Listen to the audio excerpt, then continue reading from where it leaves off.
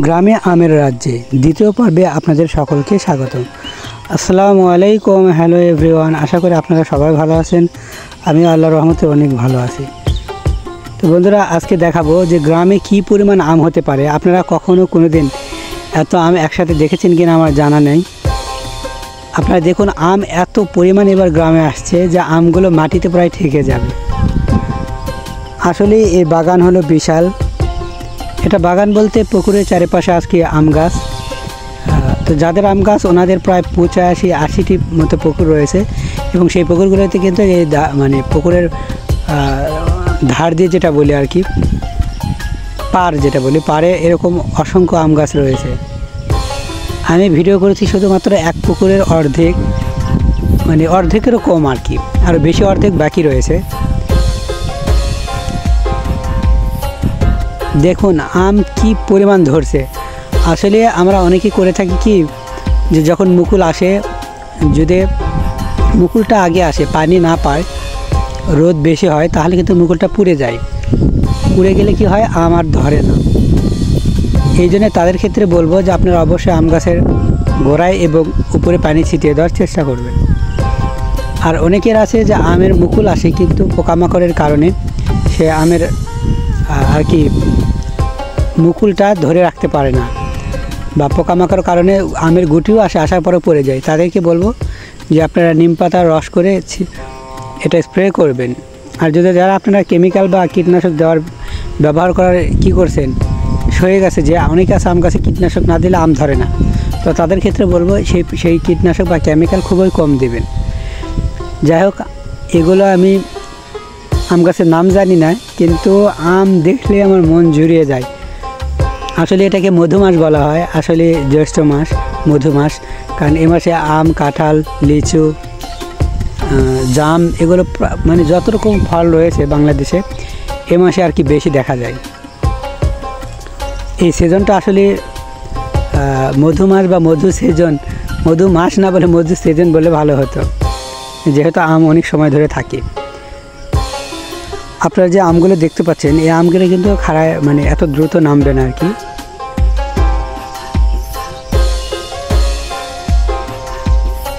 এই আম কিন্তু নওগাঁর আর কি, যেটা আমরা বলে থাকি আম্রপালি রয়েছে এখানে, তোতাপুরি রয়েছে, তারপরে বড় বড় যে কি আমি জানতে পারি না, নাগফৌজি রয়েছে।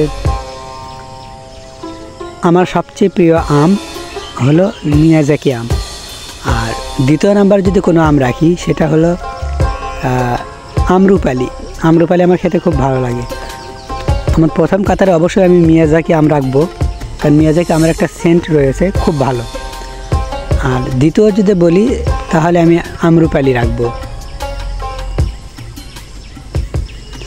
আসলে এত পরিমাণ আম ধরছে যে আমের ঘরে অনেকগুলো ডাল ভেঙে পড়ে গেছে। এই যে দেখুন, এই ডালটি কিন্তু আমের ভরে পড়ে গেছে আর কি, ভেঙে গেছে, পরিপূর্ণ ভাঙেনি, কিছু অংশ লেগে রয়েছে।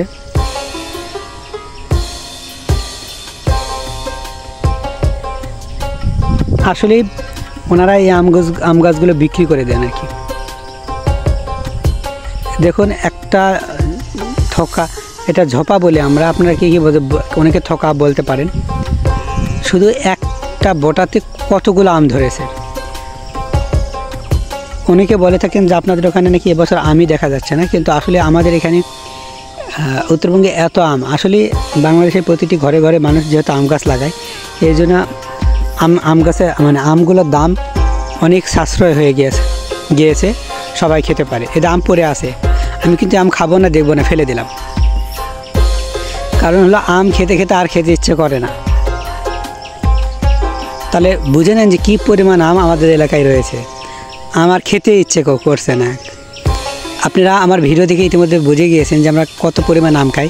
যেহেতু কাঁচা আমের অনেকবার খেয়েছি, ভিডিও করা হয়নি, আর কিছু কিছু ভিডিও আমার এই ব্লগ ভিডিওতে দিয়েছে আর কি। এটা হলো অর্ধেকেরও কম, আর অর্ধেকেরও বেশি আর কি, যেগুলো আমি ভিডিওতে দেখাইনি। তাহলে কি পরিমাণ আম গাছ তাদের রয়েছে। ল্যাংড়া আম আছে, ফজলি আম রয়েছে। আসলে আমি আমের 160টি যে আমের প্রজাতি রয়েছে, ভ্যারাইটিস রয়েছে, আমি সেগুলোর অত নাম জানি না। তবে যেহেতু অনেক আমেরই আমি নাম জানি।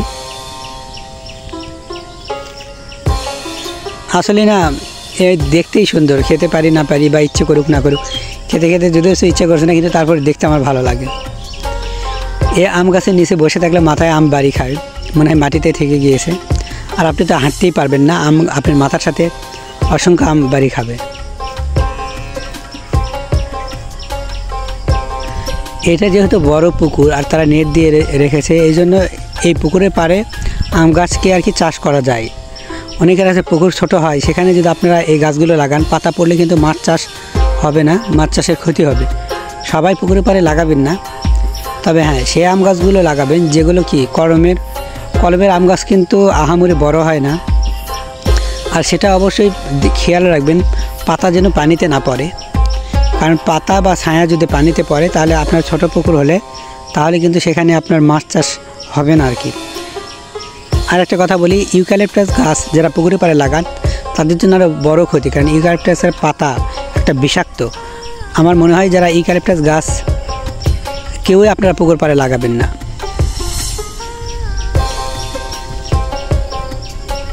আসলে এই যে দেখুন, আম দেখে মন শান্তি। আমি হাত দিয়ে দেখছি এটা কি আম আমি নিজেও জানি না। এত বড় বড় বিশাল বিশাল আম, আর পুরো গাছে আম ছেয়ে গেছে। আর এই তো আমি দাঁড়িয়ে আছি।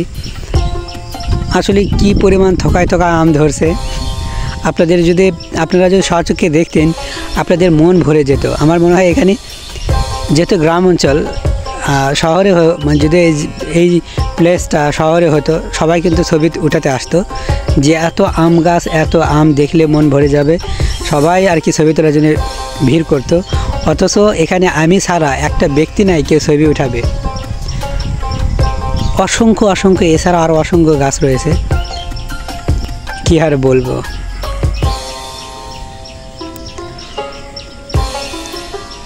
এই আমগুলো দেখুন কি পরিমাণে ধরছে।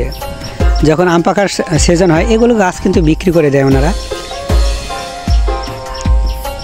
মানে একদল লোক এগুলো আম যখন গুটি হয়, অনেক কিছু গাছ আছে আমের মুকুল আসার সময় বিক্রি করে, কিছু আছে মুকুল থেকে আম বের হওয়ার পর বিক্রি করে, কিছু আছে এই সময় বিক্রি করে দেয়।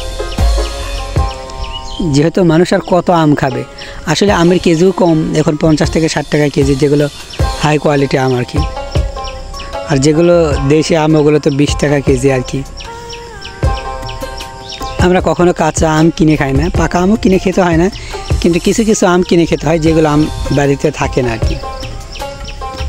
আর এই আমগুলো কিন্তু শেষে নামবে। আর এটা হলো নাবি জাতের আম।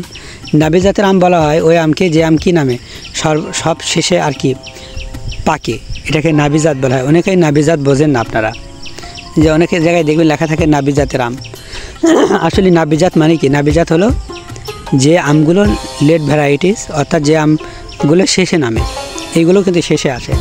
আর শেষে যে আমগুলো নামে এই আমের কিন্তু অত্যাধিক তারা অনেক মূল্য পেয়ে থাকেন। আর যে আমগুলো আগে নামে, আগুর আম ওকে যে আমকে বলা হয়, সে আম কিন্তু মূল্য আর কি অনেক কম হয়। আর যে আম যখন আম ফুরিয়ে যায় তখন কিন্তু অনেক, বাংলাদেশে খেয়াল করলে দেখবেন যে কোনো ফল যখন প্রথমে নামে একটু দাম ভালো পায়, যখন মাঝখানে থাকে তখন দাম একেবারে পায় না, আবার যখন শেষ পর্যায়ে যায় তখন কিন্তু আবার অনেক দাম হয়। যাই হোক বন্ধুরা, আমের রাজ্যে আপনাদের সকলকে স্বাগতম। আর নিত্য নতুন ভিডিও পেতে চোখ রাখুন হৃদয় হাসান ব্লগে। আজকের মতো এখানে বিদায় নিচ্ছি, দেখা হবে আগামী পর্বে। বন্ধুরা ভালোবেসে একটি লাইক, কমেন্ট, শেয়ার, সাথে সাবস্ক্রাইব করতে ভুল করবেন না। আল্লাহ হাফেজ।